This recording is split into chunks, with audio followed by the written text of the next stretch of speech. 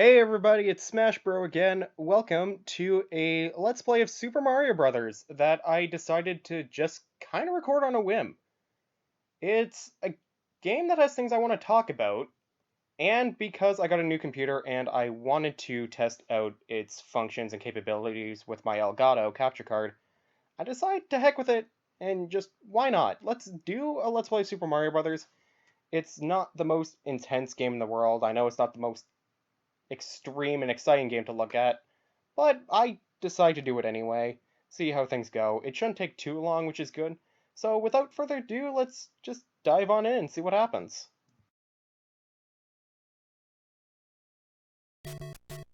World 1-1. A really classic level. That we just jumped on was a Goomba. Goombas are the base enemy of the game. You jump on them. Super Mario Brothers is categorized as a 2D platformer, and what I just picked up is a 1-up. We started with 4 lives, we now have 5. If we lose all our 5 lives, we get a game over. What we just killed is a Koopa. If you jump on them, they turn to a shell, and then you can kick the shell into other enemies, and a fireball destroys them, which is the power-up we just obtained. Some of you veterans may have noticed that I have been skipping, or I skipped, something that is known as a warp pipe. These green things are known as pipes. Some of them can lead to bonus areas. Some of them lead to secrets. We'll get into that later.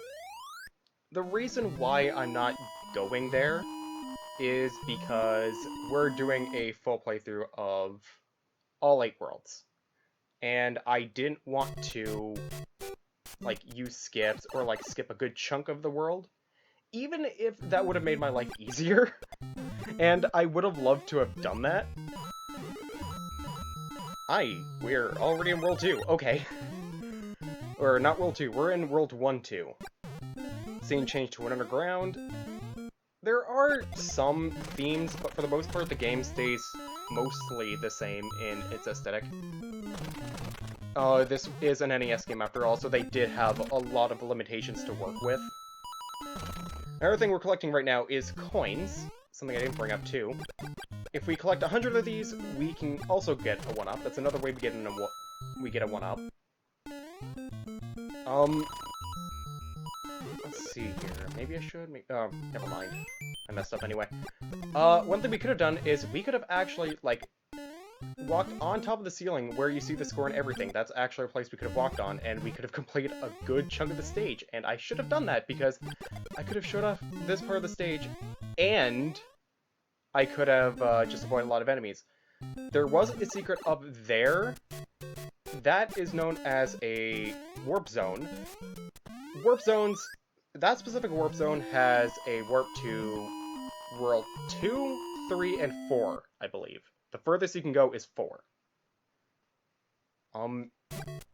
Obviously, because I said I want to go through every world, we're not doing that.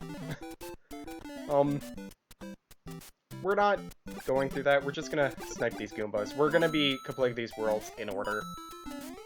And that makes me glad that I'm not playing Super Mario Bros. 2, the Lost Levels, because we would never be beating that game. That's a point of contention where I think that's not a game that has aged well, specifically because it was a game to test, your limits. It was a game that did just kind of see how bullshit things can get. And it does get kind of annoying, and are you serious? Well, that's kind of how I expected things to go. I didn't say anything, but I was a little bit surprised we got top of the flagpole twice in a row. This is it. We're on to World 4, the castle. At the end of every castle stage, there is a fight with King Koopa, Bowser, whatever you want to call him. Fire bars. These things suck. I didn't get hit yet, but something I should mention is if you get hit once, you go back to Small Mario, and then you die immediately if you're hit as Small Mario. Onto the boss.